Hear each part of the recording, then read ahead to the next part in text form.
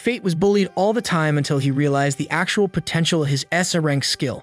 Fate is your standard filthy loser assigned to hold a flag station in front of the castle walls.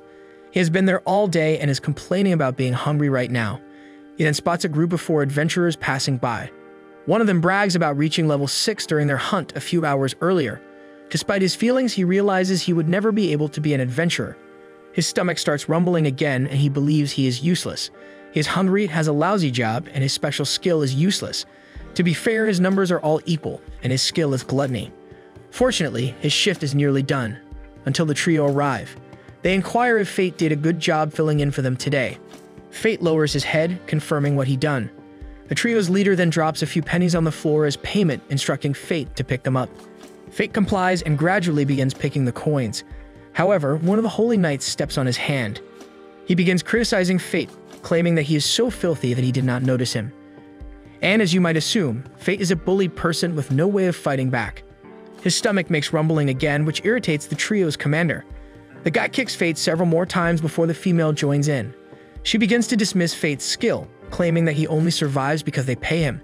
Fate explains that in this world, everyone's worth is determined by the specific powers they receive from the gods, which they refer to as talents. The trio leader then commands Fate to stand up.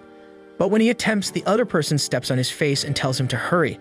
They escalate their abuse, arguing that he should be reprimanded for failing to follow commands.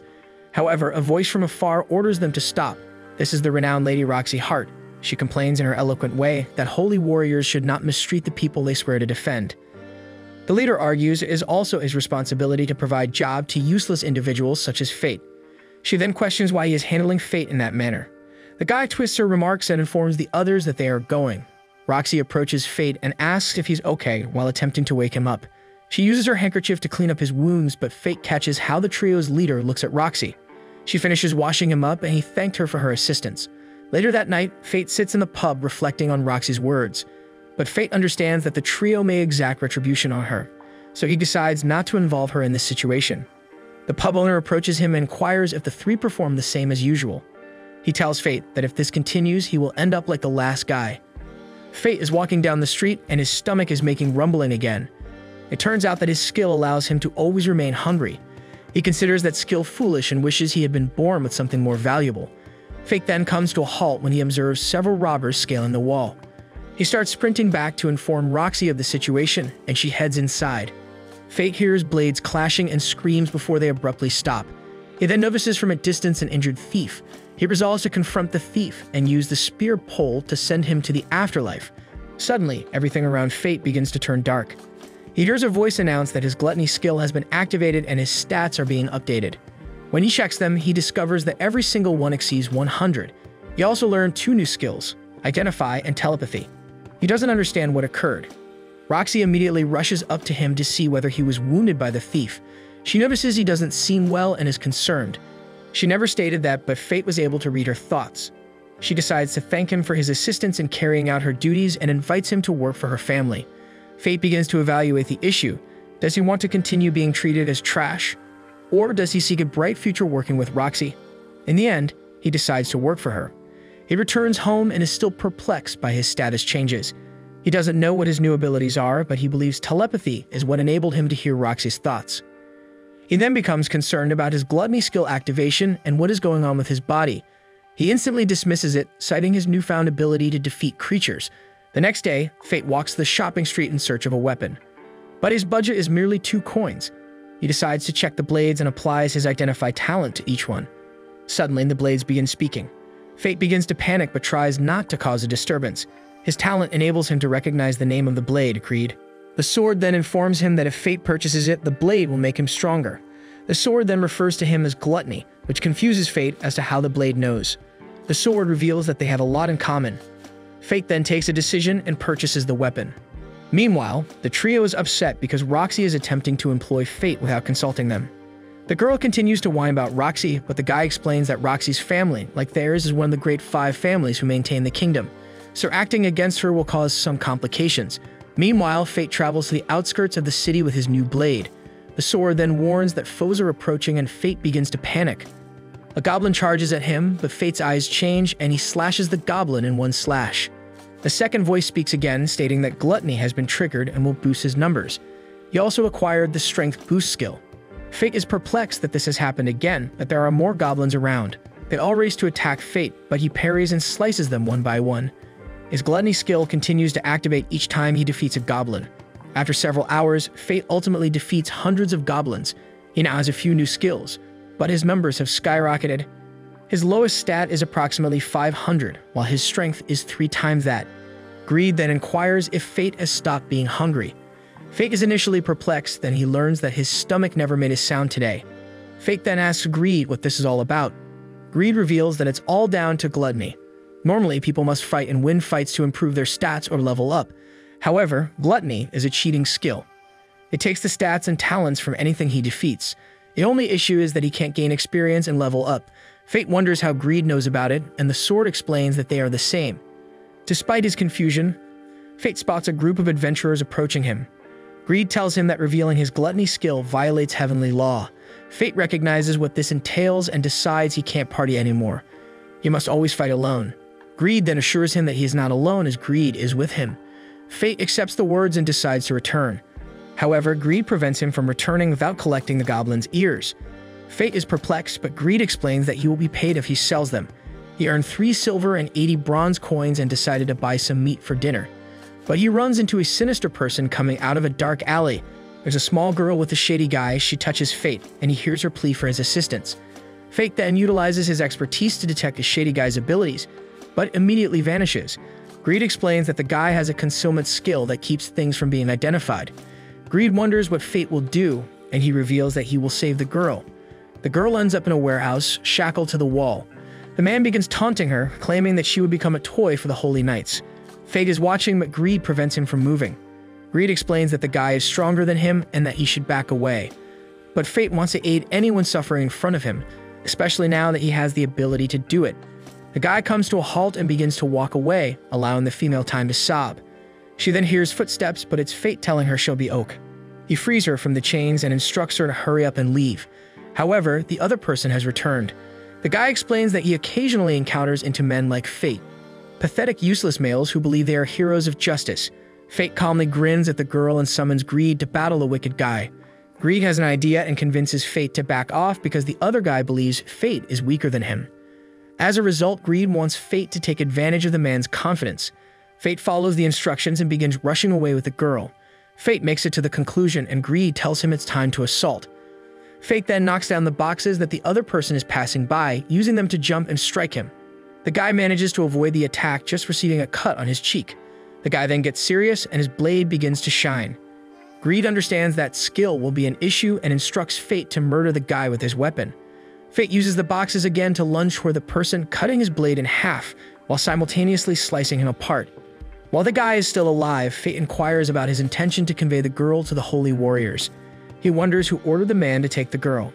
After a few seconds, the man agrees to divulge who hired him. It was Hado of Lyric, the one who would beat Fate at random. It turns out the guy is a weird lunatic who enjoys teaching orphan children archery, but instead of shooting apples, he is shooting brains. Fate then takes the girl outside, telling her that everything would be okay from now on. He then takes her back to the orphanage, where she rejoins the nuns. They congratulate Fate for assisting Sahara, but he grows perplexed. They ask if everything is fine, but he simply says that no one has ever complimented him because he has a rubbish skill. The girl is perplexed and inquires about it. Fate reveals that his skill just makes him hungry. He then approaches and attempts to encourage Sahara. He then goes away, and Greed explains that not only did his numbers improve, but he also learned the one-handed sword skill. He congratulates Fate on his new skill, but Fate is perplexed.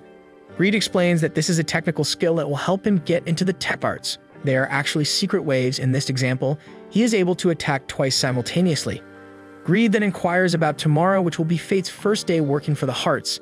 Fate verifies, and Greed wonders if he'll arrive there looking like a pleb. This recalls Fate that he had forgotten to get new clothes. Meanwhile, at a bar in Gallia, an elderly man announces that Sir Mason has been killed by a divine dragon. The barman inquires as to what will happen to the Hart family, and the elderly man responds that Roxy will succeed him. The primary issue is that Sir Mason was keeping the Holy Knights under control, if you can call it that, and the old man isn't convinced she can keep them in line. The next day, Fate appears in the Holy Knight district looking fresh. He meets her beside the fountain, and she smiles, explaining that she had been waiting for him. However, Fate does not respond since he is charmed by her beauty. He tells her she's attractive and she becomes shy. She then brings him inside for a tour, beginning with a grave. It turns out that this is her father, and she's introducing Fate to him. Fate is initially perplexed. She explains that it occurred 5 days ago when he met a divine dragon. She says that it was her family's responsibility to keep the monsters under control this year. Despite being a dangerous task, it should not be fatal. Still, a divine dragon that had been gone for 1,000 years reappeared, and her father traveled to another realm. Haru, the maid chef, appears. Roxy introduces the two, and she instantly threatens Fate, ordering him to be a proper servant. It turns out that Fate is later assigned with cutting the shrubs every day. Haru then appears and explains that Roxy wants to see him. He follows Haru, but notices something strange about his stomach problem. Haru leads him to another portion of the garden, where he encounters Roxy. She offers him a cup of tea and inquires about his adjustment to his new job. But Fate is only concerned with his hunger, and he is becoming increasingly hungry with each passing moment. Suddenly, he feels dizzy and collapses. He awakens in his room at night and opens a note. Roxy has asked him to take a day off and recover. Fate decides to ask Greed why he is feeling hungry. Greed states that once the gluttony skill has a desire for souls, it cannot be controlled. Fate is baffled, but Greed explains that the more he devours, the stronger he will get, but it will also make him want to eat even more. By activating his skill, he will be destined to hunt and devour souls till his death. Fate wonders what will happen if he doesn't. Greed explains that there are only two alternatives. He'll either starve to death, or he will lose control and go on a rampage, endangering everyone. Fate is surprised because this will turn him into a monster. Greed then offers him some counsel. Fate's hunger will become obvious in his eyes when it reaches its limit. Fate then checks his reflection in the mirror and discovers that he possesses a Sharingan from Wish. Without any other options, Fate decides to hunt outside of the city at night. Fate finally finds a gathering of goblins and observes that his skill has caused them to stop moving. He cuts through the goblins with ease and smiles like a crazy. However, little goblins are insufficient to satisfy him. Greed tells him to travel to the hobgoblin forest. He follows the directions and encounters some hobgoblins. He begins slicing them up, but it is never enough to satisfy his need. After a long hunt, he eventually stops feeling hungry. He does not want to feel this way again. Greed tells him he must occasionally hunt monsters. Suddenly, the ground shakes. Fate hides and notices a massive beast dragging a human in its hands. Greed explains that this is the Goblin King. Fate's eyes change quickly, and Greed reveals that they have similar stats, but the goblin regenerates health. Greed explains that it heals the wounds, allowing it to fight for an extended period of time. The Goblin King sits down and eats his human dessert. This allows Fate to climb a tree and strike the Goblin King's arm. However, Fate is diverted when he sees the human dessert on the ground. The creature tries to smash him, but Fate manages to avoid its attacks. He's obviously terrified of the attacks, but Greed begs him to trust him and rush in. Fate follows and not only blocks the monster's assaults, but also cuts him down. The Gluttony skill is activated again, taking Fate to a whole new level.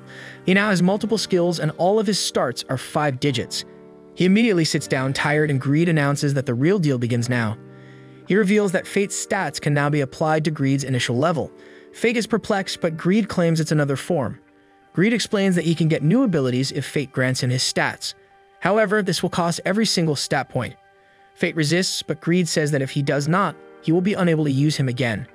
He then states that Fate can be strong on his own, or he can make Greed strong, and they will work together.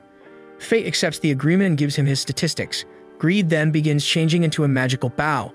He only needs to draw the bow, and the arrow will emerge.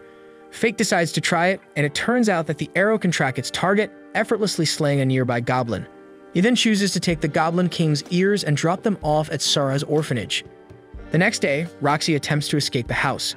Fate does not recognize her and orders her to halt moving, believing she's a robber.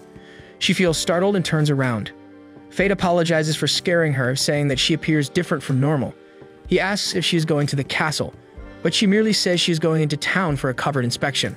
Roxy then chooses to make it a date in her mind. She informs him that Fate would accompany her during the inspection. The two leave, but Roxy seems to be having too much fun. He encourages her to slow down, but she says he should stop calling her Roxy because everyone will notice her. She asks him to call her Lexi. They exit the alleyway and enter the downtown streets. It's bustling with activity, businesses, and all types of people. He realizes that she is stopped by a stall and is staring at a ruby diamond. She says she's interested in them since she's a girl. She then spots some kind of rocks and asks the vendor whether these are also jewels. The merchant explains that the ore could contain a diamond or not. Fate then tries to gaze at the pebbles until he finds Roxy staring at a blue gemstone. He realizes she appears to be a normal girl rather than a holy warrior. The merchant takes advantage of the situation, offering a discount if Fate buys the stone for his girl. Fate becomes shy and Roxy resolves to simply walk away. He pursues her, and she inquires whether Fate has any warrior acquaintances. Fate inquires about Minerva and Oliver, but Roxy replies that she needs to speak with current fighters, not retired ones. He becomes inquisitive, but they are interrupted when they overhear a discussion about the Goblin Massacre. It turns out that people believe a high-level monster did it. Roxy then starts after the two men who were discussing it. One of them believes the monster notion is ridiculous because the Goblin King ears were donated to an orphanage. Roxy then interrupts the guys and inquires about the details. She asks whether they know anything about the roaming creature, but they say they don't and leave. She then requests that Fate send her to the location where the warriors congregate. He takes her to the bar, and the bartender, who had assumed Fate had died, is startled to see him alive. He introduces Roxy as a co-worker, but the barman begins picking him up, mentioning that he went missing for a while before returning with his girl. Roxy replies by breaking her cup, not out of anger, but because she wants to be clapped. They eat a large supper while the barman explains what he knows about the mysterious Goblin Wiper. She believes is a wandering creature that has moved from another place. The barman says that this will be terrible for business, which confuses Fate. The barman goes on to explain that if people wish to do business in or out of the city, they must cross through the Goblin Plains. As a result, people will be unwilling to travel, causing the city's economy to suffer. Fate realizes his error when an elderly guy enters the bar. He believes he is witnessing a ghost because he previously believed that Fate had died. It turns out that the old man has some information. They believe the roaming monster is a lich. As a result, the Holy Knights will take direct action to address the situation. Fate then becomes curious and questions why she was unaware of the hunt. She explains that since her father died, the Valeric family has been using the circumstance to cope with issues without alerting her. Suddenly, they hear two voices and investigate the disturbance.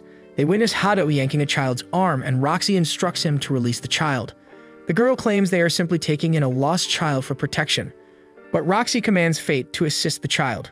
While doing so, the trio leader seeks to communicate with Fate, but our boy ignores him. Roxy then informs the trio that she would be taking care of the child and starts to question the leader. She wonders why he didn't tell her about the roving monster hunt, but the guy simply ignores her and walks away. Hado the madman dismisses both the boy and Fate before walking away. The kid then expresses his hatred for Holy Knights, prompting Roxy to apologize. He's perplexed, but Fate soon questions if he got separated from his mother. Fate and Roxy assist the child in finding his mother when he confirms. Fate believes he got lost when he arrived in the city 5 years ago. However, he was assisted by a female Holy Knight. He wonders what happened to her because he hasn't seen her since then.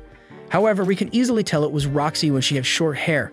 They had been walking around for several hours and have yet to discover the child's mother. However, she reappears later searching for her son. Fate is relieved they found her, and he is fascinated when he sees Roxy's innocent smile.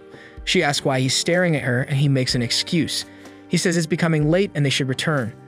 Roxy then realizes the situation and demands that he promise her one thing. If they go into problems, they will face it together. He vows that they will, and they run home, just to be chastised by the head maid. Later that night, Fate asks Greed whether there is a method to hunt monsters without Roxy finding out. Greed proposes that he get a special mask. Greed argues that the mask will make him appear different to all who view him. Fate thinks that's perfect and purchases it. Meanwhile, the Holy Knights hold a meeting without Roxy's permission. The trio's leader claims they will discuss their trip to Gallia. At the Hart family castle, Fate is casually pruning flowers. Living a double life is very telling of him. Lady Roxy approaches him, explaining that she has a secret mission for him. He asks her if there will be another inspection. Next, we see Fate in Lady Roxy's carriage. The carriage finally arrives at its destination, and Roxy's mother, Aisha Hart, emerges to greet them. Roxy's mother asks who accompany her. She introduces Fate to her mother as the servant she hired. They exchange pleasantries. Greed expresses his relief that Aisha is nice. Aisha tells Fate to get closer. She asks if he likes her daughter. Roxy is embarrassed by the question. She asks her mother why she asked Fate such a question. Aisha tells her she only wants to know his thoughts on her as his employer. They are both relieved that she is referring to their business relationship. Fate tells Aisha that he genuinely cares about Roxy and would serve her for the rest of his life if given the opportunity. Roxy is embarrassed once more and rushes to her room in an attempt to hide it. Aisha tells him she can't believe her daughter became a Holy Knight. She expresses concern that Roxy is putting too much pressure on herself now that she is in charge after her father's death. Fate tells her that Roxy is a good Holy Knight who does her job well and is popular with the people. Aisha is pleased to hear this. Fate joins other servants at the vineyard to help harvest grapes. One of the servants offers him a cup of freshly squeezed grapes. Fate thanks him. He takes a sip and compliments the sweetness. The servant explains how the lords and servants collaborated to create such delicious grapes. Fate wonders if Sir Mason had a hand in this. The servant informs him that he received the sad news of his death. He tells Fate that they weren't sure Roxy would show up for the harvest because of that. He asks the servant if Roxy assisted with the annual harvest. He informs Fate that this is one of the reasons she has come, along with monster hunting. Fate inquires about the monster hunting part. The servant informs him that the current harvest season includes a variety of food items in addition to grapes. He tells Fate that monsters appear because they are usually hungry. Later in the day, Fate walks down the path leading to the house and notices a girl approaching him with a massive battle axe on her shoulder. He hadn't seen the girl around them before. As they walk alongside each other, the girl calls out to him. When Fate looks into her eyes, they resemble his when he uses his skill. He tries to analyze her but can't find anything. She calls out to him again and he asks what she wants. She tells him she arrived too early. Fate asks her what she means. She tells him she came for the kobolds, but he can keep them. She tells him he owes her one when they meet in the future. As she walks away, Fate asks Greed if he knows who she is. Greed tells him he doesn't know who she is. At that point, Roxy meets Fate. She turns back to the strange girl and tells Fate she is a Galleon. Fate informs her that Gallia was destroyed. She tells him that's exactly what she heard. She begins a history lesson. She tells him that 4,000 years ago, Gallia was a powerful nation until a surge of monsters destroyed it by annihilating all of its citizens. Fate tells her that some citizens have survived. She tells him she has never seen such a full-blooded Galleon before. She tells Fate they should go to the house together. Fate informs her that he is aware of her monster hunt and inquires as to her well-being. She assures him that she will not be alone, as some warriors will accompany her. She also tells him not to worry because she's a magic knight after all. At night, Fate decides to hunt the kobolds. The crowned beast is guarded by kobold warriors and several junior kobolds accompany the pack. He pulls him out and defeats several junior kobolds. He fires at the crowned beast, but it uses one of its warriors to deflect the bullet. The others try to protect the crowned beast, but Fate defeats them. After defeating all of the kobolds and absorbing their abilities, he isn't convinced he has enough to defeat the crowned beast. He shoots at the crowned beast, believing he can bring it down, but it catches both of his arrows. Both Greed and Fate are surprised that he caught it. Greed tells Fate to approach it and fight it with his sword form.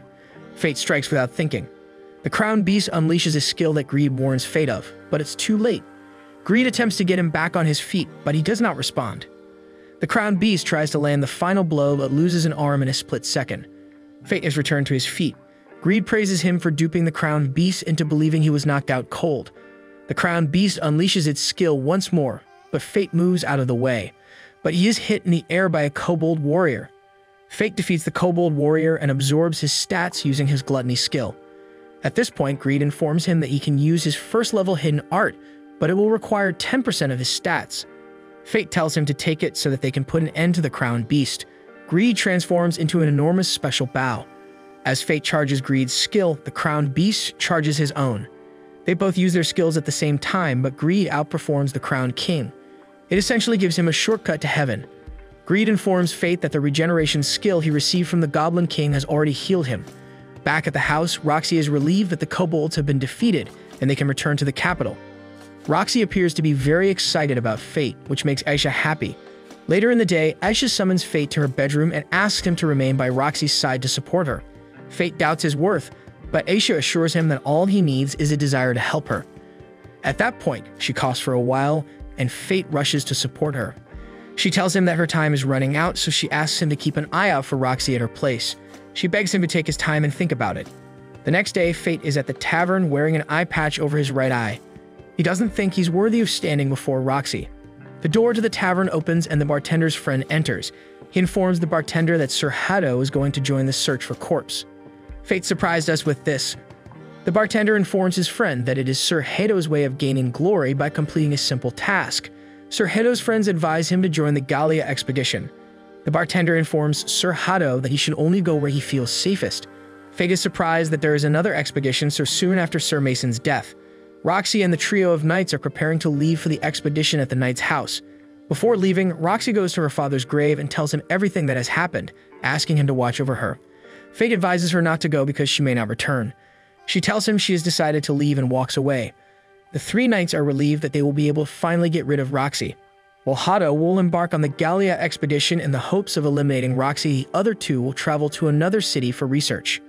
Hado suspects they are hiding something from him and wants to know what they plan to do. Rafal simply tells him to take care of Roxy. Later that night, while Fate cannot disobey direct orders or protect Roxy, he can do one thing. He is standing in the way of Sir Hado and his patrol. Sir Hado confronts him, pleased to have discovered corpse. His henchmen rush forward with their weapons drawn, attempting to attack Fate. As they approach Fate, he eliminates all three henchmen one by one. Hado does not appear to be as confident anymore. Fate looks back at him, and his henchmen abandon him faster than light. Even Einstein would be impressed. Hado attempts to rally them, but his henchmen leave him alone to face Fate. Fate approaches him, and Hado draws his sword. Fate removes his mask, and Hado instantly recognizes him. Fate instructs Hado to demonstrate the knight powers he is so proud of. Fate activates his skills and checks Hado's stats. The Holy Sword technique captures his attention. It's a specialized skill required to become a Holy Knight. Fate wonders how Hado acquired such a skill. Hado tells him that engaging in a sword fight with him would be foolish. Hado activates the skill and strikes Fate, but Fate has already taken care of things. Hado is stunned and Fate appears behind him. He tells him that his skill takes far too long to launch. Hado turns around and strikes Fate with his sword, but Fate simply cuts his holy sword in two. Hado appears stunned by half of his sword. Hado retreats from Fate and considers fleeing. Fate reads his body language and instructs him not to flee, but to defend his honor as a holy knight. Hado keeps backing up and Fate calls him pathetic. Hado trips and falls and Fate refers to him as a clown. Fate lifts him like a rag doll, reminding him of the statement he made. Defiant dogs must be disciplined. Hado begs him to stop, but he runs to a tree and makes Hado's face look nice. Fate continues to fall trees around the forest with Hado's face until he is unrecognizable. Hado begs him once more to stop. Fate is furious that he has the audacity to beg given how he treated others like meaningless thrash. Fate is also upset that Roxy will be put in danger as a result of his actions. Hado begs him to spare his life, and Fate wonders what his reaction was when he told him the same thing. He throws Hado into the air and activates the Greed skill. Greed transforms into a crossbow, and Fate fires several shots at Hado while he remains in the air. When Hado finally falls to the ground, his limbs are gone. Hado asks him why he won't finish him off and begs him to end his pain. Fate says he has a question for him first. Hado asks if it's about Roxy. He recalls her volunteering for the Gallia expedition and pledging her life to save the people. Fate confirms that Roxy will say those words. Hado agrees to cancel Roxy's Gallia expedition if Fate spares his life. Fate raises Greed above Hado's chest. Hado begs him not to do something stupid like seek vengeance for Roxy. Fate instructs him to shut his mouth and gives Greed a taste of Hado's insides. His skill activates and his stats improve. Fate now has the Holy Knight technique. Greed informs him that he has now become a Holy Knight. Greed informs him that he can use Hado's stats to access his second level. Fate gives him the okay, and Greed takes over his stats. He transforms into his second level, a powerful scythe. Greed informs Fate that his blade can now cut through anything in the universe. The following day, Roxy prepares to leave. The servants gather around her to see her off, but they don't appear pleased. She tells them not to be so depressed because 3 years will pass in a flash. She instructs Haru to look after things in her absence. She comes face to face with Fate, and they exchange long stares. She assures him they will meet again. Fate tells her to take care of herself, so she leaves. Later, Haru hands Fate the letter of recommendation Roxy left for him. Roxy recommended that he stay at a lord's manor to ensure his safety. However, Fate rejects it and tells Haru that he will forge his own path as a warrior. Fate packs his belongings and Greed questions whether he has made up his mind. He tells Greed if he can't stop Roxy from traveling, the least he can do is to support her. Fate bids farewell to the other servants and Haru hands him his pay for the work he has done. She wishes him good luck and he leaves. He enters a carriage, hoping that he's strong enough to protect Roxy. At the laboratory, the female scientist asks Rain for her attention. She asks her whether she knows about the lich everyone in town is talking about. She shows Rain the murdered goblins and observes the arrow markings aren't normal arrow marks. Rain takes a careful look and is charmed by it. She opens out a book and shows the female scientist a magic bow. She informs her that she believes the arrow from the magic bow caused it. The female scientist asks her if magic arrows are different from fireballs. Rain informs her it's an ability possessed by the Black Sword, one of the weapons of fatal sin. Mortal sin weapons are made of exotic materials capable of high-level magic manipulation. Those weapons can handle magical power, and Rain believes they can improve the skills of whoever holds them. Meanwhile, Fate rests on the public carriage and awakens when they reach a tetra. He feels melancholy because the city is barely altered. Greed asks if he's been to the city before, and he says he was here 5 years ago. He informs Greed that he went through the town on his route to the capital. Fate approaches a carriage driver and asks whether he is going to Gallia. The driver informs him that his carriage will not be leaving today since they could be ambushed by monsters at night. He tells him to return tomorrow. Fate walks away soon. Set is at the local pub, pleading with numerous warriors to assist him in saving his community. They dismiss his money, claiming it is not intended to persuade them to go monster hunting. They begin bullying Set, and Fate intervenes to save him. He quickly overcomes the bully and pushes him to the ground. The other warriors attempt to oppose Fate, but he defeats them. They flee away from the pub. The man attempts to thank Fate, but he cuts him off, saying he hasn't seen him in a long time. In the past, Set and his buddies harassed Fate, calling him a good-for-nothing. Fate's father was a warrior who fought against monsters. Fate would often prepare herbs for his father because he was constantly injured. His father was fascinated with Fate's ability to create herbal combinations. Fate's father died, and the villagers questioned who would look after him now. Fate was exiled because the village chief believed he was useless. The villagers chased him out of the village, branding him a good-for-nothing. Returning to the present, Set knelt before Fate, begging for his assistance. Fate remembers Set, the son of the village ruler who exiled him. Set tells him he understands his request is selfish, but he needs a warrior's strength. Greed informs him it's a good chance to satisfy his skill, gluttony. Set escorts him back to the hamlet, but the local leader, Set's father, is not pleased to see Set return with Fate. Set takes Fate to his home and gives him a drink. Set apologizes for the chief's behavior, and Fate tells him he's used to it. Fate asks Set to tell him about the beasts. Set informs him that the creatures appeared around a month ago, and that witnesses believe there are numerous monsters capable of flying. He tells Fate that the monsters are unlike anything the hamlet has ever seen before, which is why they hired some fighters. Just then, Fate's stomach growls. Set teases him about always being hungry and goes to get Fate some food. Fate asks Greed if he knows what kind of beasts are attacking the village. Greed explains that the beasts are most likely gargoyles. He informs Fate that they are intelligent monsters who utilize probing assaults to determine how humans react before the entire pack attacks together. Set's daughter approaches Fate and wonders who he's talking to. Fate informs her that he's talking to himself. She hands him a piece of candy. Set returns with some lunch and apologizes for how tiny it is. Fate says it's enough and thanks him for the food. Fate takes a bite of the dish and quickly becomes fatigued. He passes out immediately afterward. Set wonders what caused him to pass out, and his daughter explains that she gave him some candy. When Set questions her about it, she tells him that it was given to her by her father. Set tries to wake him up, but a scream cuts through the darkness. Set stares out the window, surprised at what he sees. Gargoyles are attacking the village. Set creates the antidote for Fate. Meanwhile, the settlement glows a vivid orange in the depths of night. The village chief is sprinting down the street, looking for Fate to use as bait. A gargoyle pulls him up, knowing meal is ready for the night. Set gives Fate the antidote, and he awakens. Flames flare outside Set's house, jolting Fate into action. He picks up Greed and goes outdoors. Fate searches for survivors, but the sight of the village depletes his spirit. The gargoyles are still eating dinner when Fate comes face to face with one.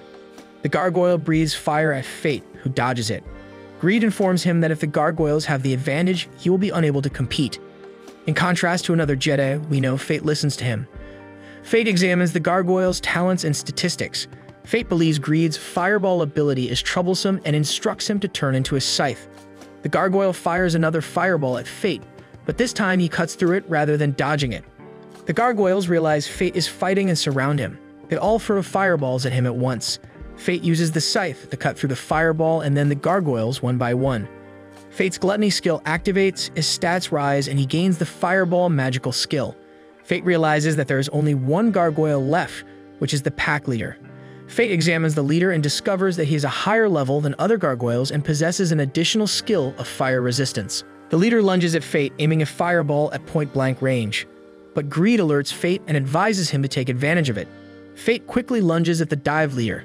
Fate knocks the leader down with the scythe, activating his gluttony talent. Fate's stats grow once again and he gains the skill of fire resistance. The next day, Fate and Set gaze over the village's remains.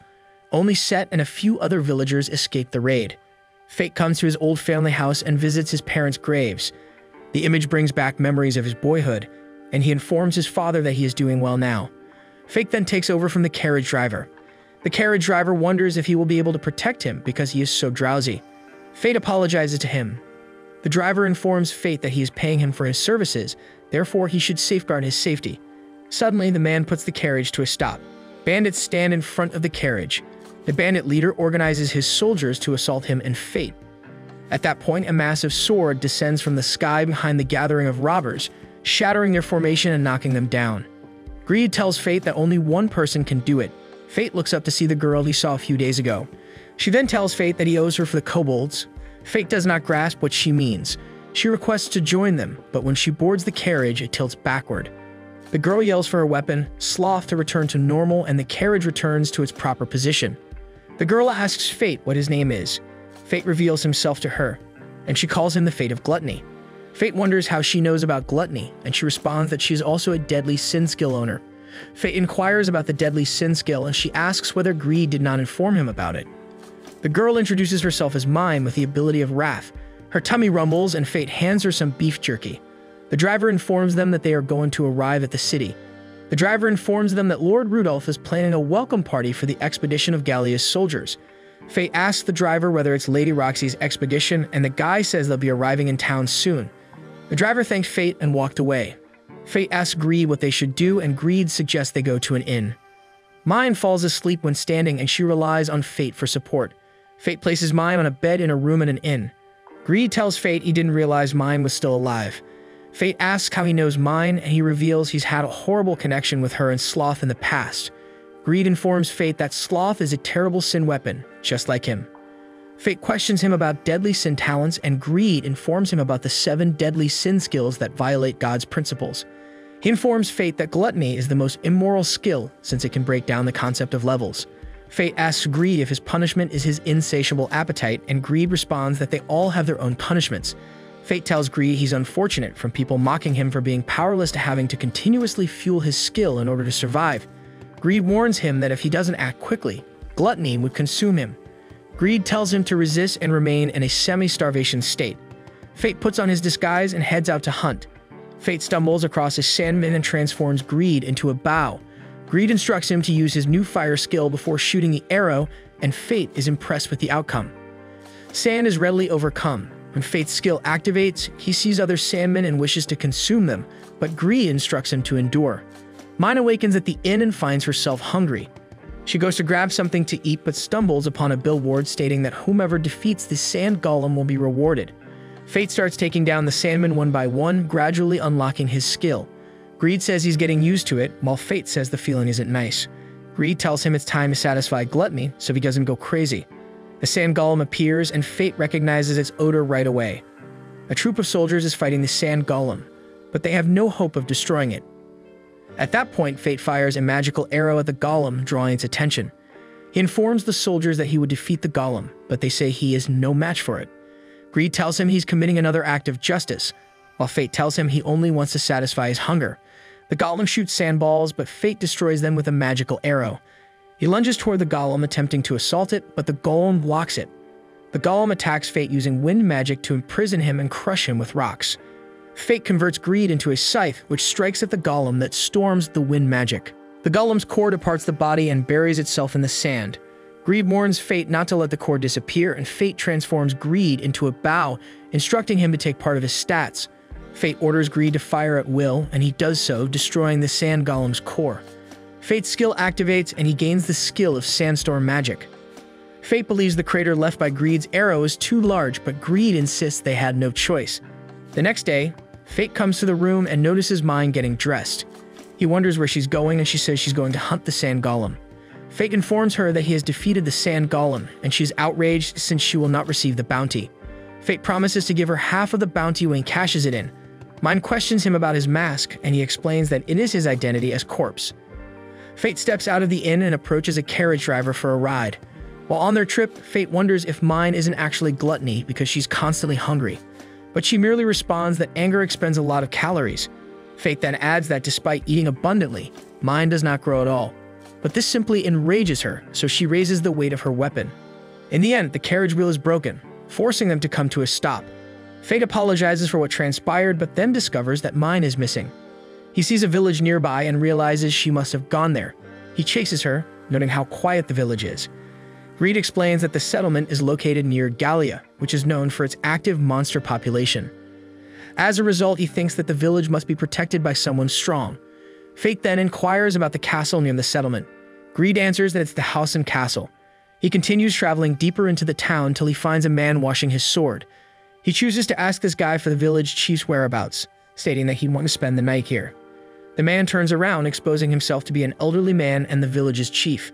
Greed notices the old man with the holy sword and assumes that he's the one protecting the hamlet. Before determining whether to let Fate stay, the elderly man challenges him to a duel. Fate attempts to verify the old man's stats, but sees the use of appraisal. The old man becomes curious and mentions it, despite Fate being level 1. His stats total almost 2 million. Fate is perplexed since he has never seen the old man utilize appraisal. However, the man simply inquires whether Fate approves or not. Fate takes out his sword and the two fight. The duel is even until Fate decides to end it quickly, but the old guy deflects his attack and manages to disarm him. However, he merely states that this is Fate and permits him to stay. Fate is perplexed, yet the elderly guy has a condition. Fate must learn something from him, but the old man does not explain why. Greed and Fate believe this is highly suspicious. However, the old man begins to list all of Fate's flaws. He doesn't know how to counter-appraise or how to apply his skills properly. He just states that Fate's body isn't accustomed to his might. Despite his ability to defeat creatures, he cannot defeat those who attack him. The old man mentions that Fate might learn a lot from him, but Greed still sees this as suspicious. However, Fate understands how unusual it is for a holy knight to teach someone in person. He accepts the offer and introduces himself. The elderly man introduces himself as Barbatos. Mine appears unexpectedly, and Barbatos can tell she's a competent warrior simply by looking at her. Fate is ready for his training, with the exception that it will be hand-to-hand combat. Barbatos explains that this is the most effective approach for controlling all of Fate's stats. Barbatos claims that fighters who suddenly gain strength have difficulty regulating their power. Fate thinks him a wise man and prepares to begin. Barbatos begins by adjusting Fate's posture. He then instructs Fate how to hit and how much force to apply. He shows Fate how it's done, stunning her with his speed. Barbatos says it's all about how he controls his own body. If he loses control, his movements will be weak and sluggish. Fate is driven by the lesson, and they continue their lecture. Despite numerous attempts, he is still unable to strike a hit on Barbatos. Suddenly, his gluttony flares up, perplexing Barbatos. He asks Fate why his eye has changed color. However, the skill begins to take over Fate's body and fight Barbatos. The old man manages to evade, impressed that Fate has improved in an instant. Barbatos attempts to be more serious and attacks, but gluttony forces Fate to watch the old man move in slow motion. He avoids the combination attack, impressing Greed since Fate moves rapidly despite being in half-starvation mode. Later, Barbatos informs Fate that he will teach him how to fight in a real battle tomorrow. Fate agrees, but then he senses some demons coming from the castle. He wonders if it contains monsters. Fate discovers a frame containing a portrait of the Barbatos family. Greed remarks that Barbatos' son looks a lot like Fate. He guessed Barbatos had a cause for becoming the village head and wanting to train him. The next day, Barbatos offers Fate a stick and urges him to put down his sword. Fate is perplexed because it will break, but Barbatos responds that Fate can do it because he trained alongside him. Barbatos then attacks, forcing Fate to use his half-starvation state to anticipate the movement of the blade and allow it to slide down the stick. He succeeds, which makes Barbatos proud because Fate now has authority over his stats. Fate expresses gratitude for his assistance, and they await the arrival of night. During dinner, Fate informs Barbatos that they will leave the next morning. However, Mine is more interested in eating than in thanking the elderly guy. Barbatos begs them to enjoy the food, but Mine admits she can't taste anything. Fate is perplexed, but Greed explains that this is the price for having the Wrath skill. Mine claims she is unconcerned about it because she has other obligations. That reminds Fate of his mission, to help Roxy. The old guy is moved by those remarks and glances to the castle. Fate inquires if there's anything there, and Barbatos decides to explain. That castle belonged to him 15 years ago. He reveals that while he was out on kingdom duties, his area was assaulted by a lich. He lost his entire family and people, and the castle is now ruled by the Lich Lord. He claims his family is still locked within. However, this story just activates the gluttony skill. Fate steps outside and looks at the castle. Barbatos follows him, promising that if Fate goes to the castle, he will accompany him. He explains that he is still stuck in the past and wants to get away from it. Mine also emerges and says she will stay to safeguard the village. That is, if they pay her 50 gold. The two decide to enter the dark castle when it suddenly lights up. The fountain suddenly starts working, and they can hear others laughing. They swiftly enter and proceed to the second floor where the lich should be. But when they arrive, they find a room full of servants and Barbatos' son. Barbatos' wife and maids welcome him back, but he can't believe what's happening. He addresses them by their names and approaches them, wondering if they are still alive. They respond that he must be fatigued and inquire if he completed his duties. He confirms and everyone smiles.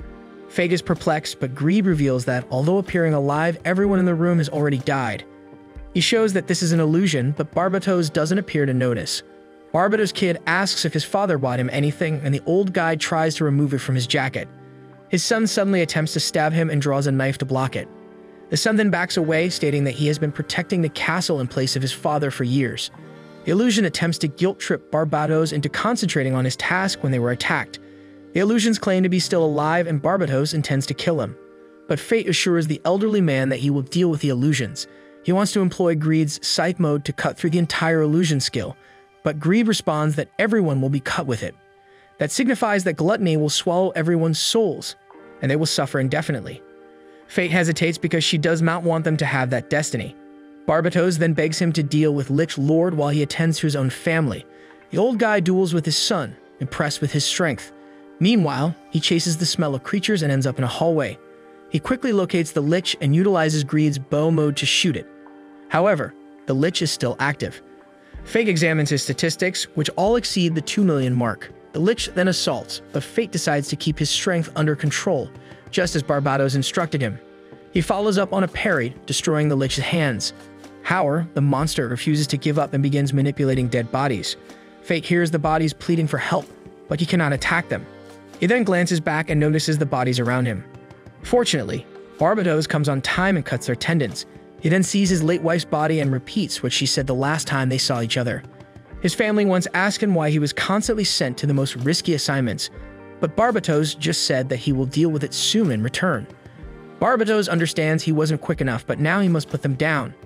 He utilizes his Grand Cross skill to cleanse the bodies and defeat the Lich, but the monster continues to resist. Fate looks around and notices the sword of Barbatos' son. He snatches it up, eager to assist the elderly guy, and they cross swords to trigger the same skill. It's much more powerful, and the Lich is defeated. Barbatos retrieves his family's bodies and apologizes for the time it took. He suddenly sees their ghosts, and his son consoles him by telling him that he has just saved them. He then hands his kid the souvenir he had always promised and embraces the two before they go. The house then goes completely dark, and Barbatos asks his family to wait for him. They stroll outside, and Barbatos suddenly admits that he has exceeded his level limit. He believes it is because he was struggling with fate. Greed verifies, stating that this can only happen to those who expose their hearts to deadly sin skill users. Mine was furious because the two only returned in the morning despite the fact that she had been up all night protecting the community. Barbatos casually pulls out a bag of gold money and hands it to her. She accepts it, but fate believes she is greedy. Mine responds that she needs gold to rebuild the hamlet, and gold never lies, as he will discover if he lives long enough. Fate is perplexed, but Barbatos says he has seen Mine before. It turns out he saw her 50 years ago when monsters appeared in the area. Fate is taken aback, but Barbatos points out that she still looks the same, but she was already a perfect fighter back then. Mine thanks him for the compliment, suggesting that he can achieve her level if he practices for 1,000 years. Barbatos then asks who she is, to which Mine responds that she is a ghost who cannot die. Barbatos then discovers that Fate's eye is back to normal. Fate reveals that he has a condition that requires him to occasionally slay creatures, otherwise his eyes turn crimson. Barbatos rapidly realizes that if he does not kill the creatures, he will lose his mind. So he tells Fate to return to him after he has completed his tasks. He mentions that he has something essential to tell him but cannot do so right now. On her trip, Fate continues to lament about Mine's gluttony. Once again, she responds that anger burns a lot of calories. She tries to communicate with him, emphasizing that she does not want him to be angry at her. She even treats him like a child, giving him beef jerky and rubbing his head. Greed laughs at this, but Fate spots Mine sitting by his side, putting her head on his leg. He asks her what she's doing, but she merely says that this is the greatest bed in the train despite its shortcomings. She rapidly falls asleep, and Fate compares her to a toddler. He then recalls her saying she was a ghost who couldn't die and had a purpose. He asks Greed what Mine is fighting against, but Greed does not respond. Fate complains, but Greed merely says he'll see it if he remains with her. Still, Fate believes this will be problematic in the future. Meanwhile, Roxy's companions inquire about their arrival time in Gallia. Roxy responds, it's literally around the corner. A few minutes later, they arrive in Barbatos' settlement. They explain about the castle and how it is now ruled by a lich creature. They decide to approach the castle, but discover there are no monsters. Mugen believes they cleared this location lately. Barbatos arrives to present himself, and Mugen expresses his admiration, referencing Barbatos' reputation as the Sword Saint. Roxy tries to introduce herself, but Barbados says she has matured well. She's first perplexed, but Barbados responds that he knows her parents and that they wanted him to name her. She is astonished to hear this, but Mujin expresses his envy that she has a hero as a godfather. Barbados corrects them, stating that he's a former hero. He adds that he retired because he lost his motivation to fight after losing his family. Roxy then reveals that he defeated the Lich Lord, but Barbados says he didn't do it alone. He merely expresses gratitude to someone who battled beside him. Mujin says the need for a strong warrior because defeating a crowned monster is difficult. Miria expresses her desire to meet him, but Barbatos just responds that he has left on his adventure. Roxy asks for the warrior's name because she needs to report the incident later. However, Barbatos hesitated to say it was Fate. This is because Fate instructed him not to mention his name to anyone who asked for him. Roxy accepts the response and apologizes for interrupting him. She decides to depart, and Barbatos asks whether she is going to Gallia. She is startled because she has never addressed it.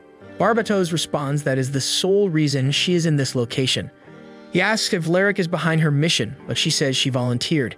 He explains that this is all premeditated since both the Heart and Barbatos families pose a threat to the Vlerick. Roxy says that she will carry out her father's desires and safeguard others. Barbatos is devastated to learn that her father has died. Due to the current scenario, Barbatos inquires whether she wishes to take lessons from him. She's perplexed, but he offers to teach her how to fight in Gallia. She agrees to learn from him, and Barbatos is impressed that she not only possesses the same type of blade as her father, but also the necessary skills. She says she wants to be stronger, so they continue their sessions. Meanwhile, Fate complains to Mine about how long they've been trekking since the last town. He's perplexed by this location and finds that it's full with ruins. Mine responds that this is where she was born. Fate is perplexed, but she explains further. She was transferred to the imperial capital after birth and has no recollections of it. Still, this is an essential site for her. Fate is perplexed and wonders if Gallia wasn't destroyed 400 years ago. However, Mine ignores and walks away. She makes a stop at a random location and describes how she discovered it. Fate is perplexed, but when he looks forward, he notices some kind of cocoon. Greed even says he can't believe one of those monsters is still alive. Mine begins walking again, and Fate follows her, asking Greed what that is. Greed answers that it's a chimera. It's a military weapon made in Gallia a long time ago by patching monsters into the core. Fate is baffled, but Greed reveals that this is their greatest failing. They draw close, and Greed mentions that he believes every chimera is deactivated. Mine then turns to Fate, indicating that he will repay her favor. Fate is horrified because they will have to defeat this. He checks its stats, only to discover that its lowest stat is 14 million. He also notes that the chimera skills are marked as error. Greed explains that it is unstable since the monster's abilities are intentionally combined. Despite the massive stats, Mine explains that this is still a kid chimera, thus it should be defeatable. Fate is perplexed and questions what he should do. Mine responds that chimeras will not die by just being battered. As long as it has a soul, it will live. Fate recognizes that she requires his gluttony's soul-leading capacity to deal with the situation. She says yes, describing it as the most immoral ability to reject God. Without waiting, she jumps, announcing that they will begin. She strikes the egg, revealing a girl inside. Suddenly, a monster emerges, and Fate notices the girl in its chest. He notes how her eyes resemble his, but Mine claims the creature is attempting to terrify him. Greed even tells Fate to look the other way or he would lose his desire to battle.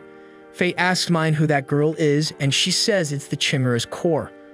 In brief, Mine confesses that she needs him to deliver the final blow to the core.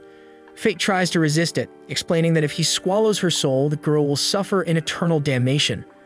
Mine warns him not to be taken in by the girl, who is a monster disguised as a human. She then warns him that his sentimentality would lead to his own death. The creature roars, and Mine snatches Fate to avoid its strike. The monster summons lava, and Fate begs Greed to transform into a scythe and cut it. Greed resists since he cannot stop the attack. Mine then abruptly stops and instructs him to remain behind her. She slices the lava, stopping the attack. She then states that they must split up and cuts the monster's arms. Fate attempts to block time with his petrification arrows, but Greed tells him to concentrate because the monster is already regenerating. Fate is perplexed, but Greed explains that chimeras were designed to fight independently for eternity. Fate does not know how they will defeat it, but Mine cuts the monster's arm again. He realizes that she is more strong than before, and Greed reveals that it is all because of her weapon, Sloth. The more she swings Sloth, the stronger and heavier it becomes. The chimera screams in anguish, and Fate begins to feel some intense strain. Mine falls next to him, saying that the chimera is attempting to evolve. Suddenly, wings appear on the chimera's back. Mine tells Fate to stay behind her back, and he is reminded of Roxy. He knows he is being sheltered again and becomes disgusted with himself. He boldly claimed that he wanted to help Roxy, but in the end, he is always shielded by someone. He wishes to change and get stronger, so he tells Mine that he's going to use his half-starvation mode. Mine simply says that if he makes a mistake, he will be swallowed by the gluttony. Fate knows, but he doesn't care. He cannot help her unless he activates it. He activates his skill and does his best to control it. However, this is fraught with pain. The Chimera does not wait and attacks, but Mine stops it. Suddenly, she hears Fate's voice saying it's time to strike back. The Chimera fights with feathers that explode when touched, and Fate decides to use them to their advantage. He uses Greed to cut the feathers and cause an explosion. He then leaps into the air, transforming Greed into a bow. He used the dust cloud to charge Greed with 10% of his stats and sandstorm magic. After shooting, the Chimera becomes terrified.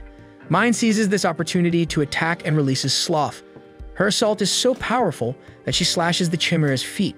Greed orders Fate to hurry up and attack before it regenerates. However, the Chimera uses a barrier skill. Fate decides to cut it with his scythe, but nothing happens.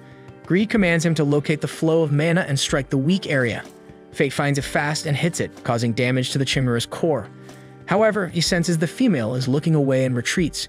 He decides to avoid eye contact and leaps away, but this only allows the Chimera to fly away. He landed and realizes his eye is bleeding. Greed reveals that his time is almost up. Because there isn't much time, Mine instructs him to get on her weapon. He's perplexed, but she explains that she will send him into the air so he can fight the Chimera before it regenerates. He follows her orders and she discards him. Still, this idiotic person allows to be launched but has no idea how to defeat it. Greed grants him the day's promo. For 20% of his stats, he can unlock the second stage ultimate. Fate agrees to the arrangement and the scythe evolves. Greed explains that their aim is the center of mana. Fate investigates and discovers that the girl is the center of mana. However, the Chimera captures him within its shield barrier. The Chimera's objective is to burn itself and carry Fate with it. Without much time, Fate begins spinning in midair, accompanied by flames, and pierces the girl. This causes a massive explosion, but something unusual happens to him. First, his telepathic skill activates, and he notices the Chimera core girl and Mine holding each other. Second, his gluttony skill activates, but instead of the typical excitement, he experiences loneliness. Greed explains how this works. He discloses that the Chimera core is inferior, but is ultimately one of Fate's family. Meanwhile, Mine is calmly watching the Chimera core girl transform into stone and fall. Fate lands and approaches Mine, asking if she recognizes the girl. Mine says she has forgotten what happened a long time ago, but once they become chimeras, they must defeat them. Otherwise, more people will perish. Fate begins to realize that he too has the potential to become a madman and go on a rampage. So he decides to ask Mine a favor. If he ever succumbs to gluttony, he wants her to kill him, because he knows she is the one person who can kill him if he goes insane. Mine then approaches him and hugs him. Fate is perplexed, but she insists that she will do it when the time comes. In the aftermath, Fate states that he will be traveling to Babylon and inquires about Mine. She says she still needs to establish a village for her people. He's perplexed because he didn't realize that was a true story. However, she admits that she has a feeling about him. She mentions that Fate will have died before they meet again. He's unsure about it. Fate ended up resetting his stats in order to enable Greed's shield mode. In short, his current metrics are all back at 1. As a result, she believes he will die shortly. He realizes his error and asks her for assistance in hunting and improving his stats. However, she goes away and requests money. He makes it to Babylon a few hours later, but Greed complains that Fate is going to the wrong gate. Fate looks aside, asking whether Greed has ever been here before. Greed affirms, noting that his prior owner was likewise a deadly skin user. They finally get into the city, but there's a problem. Fate is a glutton, and food prices are 5 times greater than the capital. The Holy Knights arrive at the same time, and Fate puts on his mask before noticing Roxy from a distance. Fate explains that all types of warriors come to Babylon. It could be from mercenaries that hold a hatred against Holy Knights or even former Holy Knights. Greed then claims that as long as he remains powerful, he will be forgiven. That is how Babylon operates. They want anyone to assist them in defeating the monsters. Fate realizes that this is the ideal place for him to stay. Meanwhile, Roxy encounters another Holy Knight, Alistar. He states he's honored to be working with her, the Hart family's heir. Roxy thanks him for caring for Babylon when her father died. Alistar remains humble, stating that he couldn't aid her father despite battling with him. He apologizes to her, and she inquires whether he was present during his final moments. Alistar verifies, and Roxy advises him to keep his head up since she is there to carry out her father's will. She pledges that together, they would safeguard the people from the monster's attack. They shake hands, but Miria believes Elistar is looking at Roxy with a perverted expression. She wants to save her since she believes Roxy is in danger. But Mugen stops her, saying she'll lose her mind. Roxy then turns to Mugen and Miria, explaining that they would be examining the village. Meanwhile, Fate walks around pondering about his finances. Staying in an inn costs 100 gold coins every day, plus 1 gold coin for breakfast. Greed suddenly tells him to stop and gaze to the left. Greed notices a store display and says the scabbard is beckoning to him. Fate thinks it seems pricey, but Greed says they can make money by defeating monsters. The store owner appears, asking if Fate is looking for anything. However, he suddenly starts acting strangely, checking out Fate's cloak. He notices the burn marks and believes they were caused by a fireball or a severe heat attack. Fate was impressed since the guy spotted it right away. Greed states that this man is talented and trustworthy, but he simply wants the scabbard. Fate gives in and inquires about the scabbard's price. The guy says it's only a sample and he can make one to fit the sword. Fate then confronts Greed, asking what he can do. The man examines the sword, remarking that he has never seen a one-handed sword like that. He calls Greed wonderful, which causes the sword to become smug. The person then begins to consider what type of scabbard he can create to fit Greed. He has an idea, but it will require 500 gold coins. Fate is taken aback and leaves the business. Greed just instructs him to hunt monsters and get some money, but Fate still believes 500 gold coins are a rip-off. He views the city's princes to be extremely wealthy, and he does not believe he should spend so much money. He chooses to go out and hunt monsters when he is contacted by some men. They invite him to join them in hunting monsters, as another pair of hands isn't too much. He asks Fate if she wants to join the army as a volunteer, but she just declines. He will not be joining any groups. The group leader apologizes and wonders if Fate is a former holy knight because he wishes to travel solo. Fate is perplexed, but the man merely says he never guessed it because he looks shabby. He apologizes as if terrified and walks away. Greed tells Fate that he must dress well. Otherwise, he'll have to deal with individuals like that. Fate can't believe he has to dress up for self-preservation. He swears he'll obtain something cool, but first they need to search. After a short stroll, he arrives in a deserted area. Greed explains that Galia is just across the border. Fate protests about the scent, but Greed explains that it is caused by the presence of dead monsters everywhere. Fate keeps strolling, but there's something peculiar in the air. Greed explains that it's spores. Fate is perplexed when he notices some moss on the rocks, but Greed explains that the spores contain poison. He tells Fate not to breathe it, but Fate claims that he should have warned him far sooner. Greed explains that if Fate inhales too much, the moss would establish roots inside his lungs. Fate is afraid, but Greed just says, "This is Galia." Fate continues traveling, and Greed immediately notices a small-scale rush. Fate looks around but can't find it. Suddenly, orcs appear on the horizon. Greed reveals that they're the most prevalent creatures in Galia, and they employ natural weaponry. Greed identifies 50 monsters and claims that orcs are intelligent and attack in concert. As a result, Fate should see it as battling against people. Fate accepts the advice and resolves to put Barbados' teachings into effect. He runs in, but he notices one orc being headshot by an arrow. The previous gang reappears and begins its attack. Fate pauses, believing they were faster, but Greed complains. He orders Fate to capture their prey for the sake of his affluence. Fate tries to reason, stating that stealing creatures from others is terrible etiquette. However, Greed just responds that there are no rules or manners when it comes to monster hunting. Suddenly, more orcs emerge. Greed explains that they have 2 squadrons as reinforcements. Fate is still acting like a good guy and believes he can cope with them because it will not be deemed theft. Greed takes advantage of this opportunity to insult Fate, claiming that he is an ally of justice. Fate dashes in, utilizing his speed to reach as close as possible. But the orcs shoot several flaming arrows. Fate transforms Greed into a shield that destroys the arrows. Greed reveals that this new form can repel both physical and magical attacks. He wants Fate to praise him, but our boy warns him to quiet up because they must fight. Fate is unsure how he should approach the fight. Greed merely instructs him to use the shield and smash the orcs. Fate then starts running, holding the shield in front of him. He blocks every assault and charges into the orcs, slashing them in half. Greed reveals that Shield Bash requires some strength to use, but Fate already possesses it. Fate continues to run into orcs, slashing them all. By the conclusion, all of his metrics have surpassed 2 million once again. Despite slaughtering countless orcs, Fate is astonished that his gluttony skill is quiet. Greed inquires whether the skill grew quiet after he defeated Haniel. Fate confirms and believes it is because he learned to control the skill with Barbatos.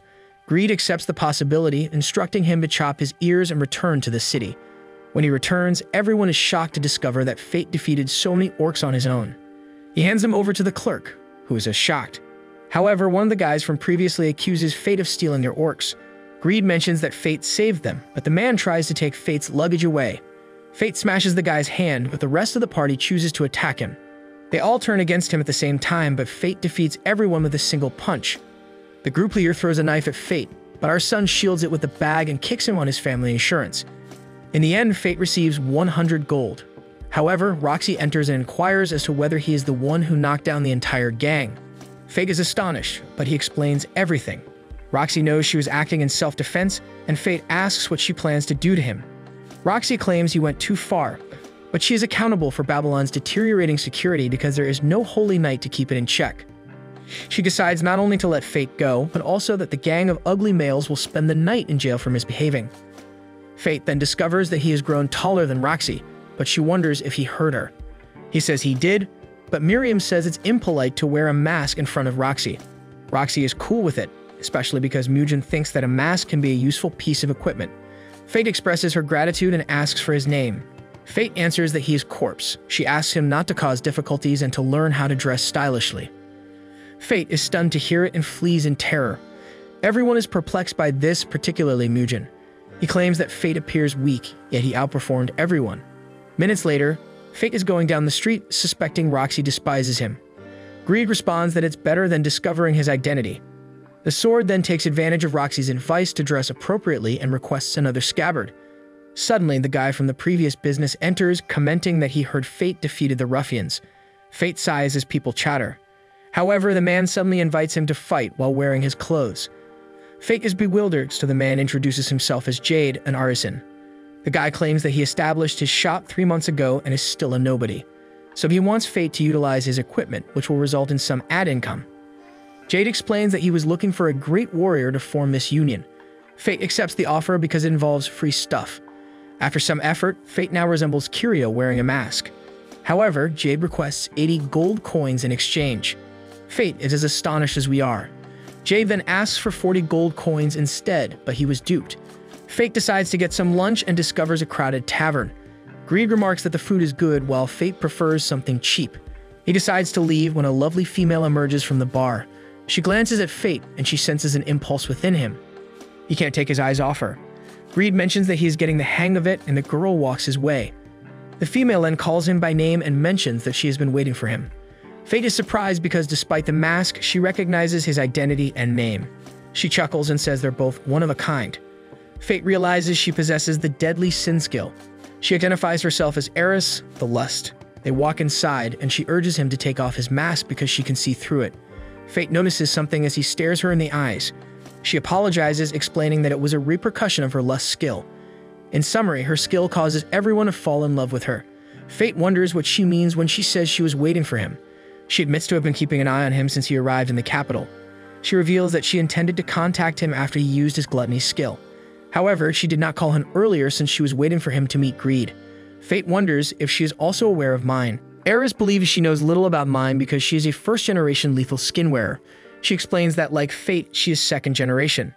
Fate is perplexed, but she clarifies that she isn't on good terms with Mine because she has more story. Eris then compliments him for conquering Haniel, and Fate wonders if she knows everything. She responds that she does not know who placed the cocoon there. She goes on to say that there are many more chimeras, and it will be difficult to deal with them as they evolve. She claims the Holy Knights will have a difficult time defeating them. She then wants to speak with him on the primary matter. She explains that she possesses 2 identities. The one is a lethal skill user, and the second is a kingdom guardian. In summary, she prioritizes the kingdom's interests over individuals when it comes to the future, and she wants the kingdom to last for the next 1,000 years even if she loses today. Fate wonders what she's getting at. Eris responds that Roxy must die during the Gallia voyage. Fate is furious with Eris, but she wonders if he is aware of the hate phenomena. She reveals that as he battles monsters, hate develops over time. In the end, hatred creates a crowned beast. This is also true for humans. Fate is perplexed, but she responds that hatred is also accumulated by those who have suffered. In this case, it stems from Holy Knight-caused oppression, discrimination, and poverty. Roxy is the only Holy Knight who cares about others.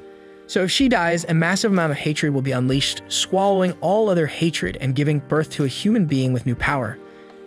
and that entity will give birth to persons with exceptional abilities to benefit the realm.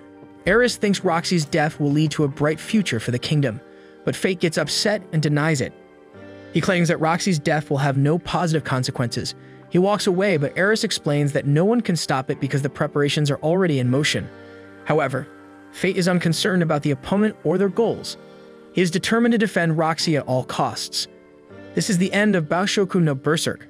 Thank you so much for staying in this channel and watching our videos. Don't forget to like this video and subscribe to our channel so we can keep you updated with our latest contents. See you in the next video.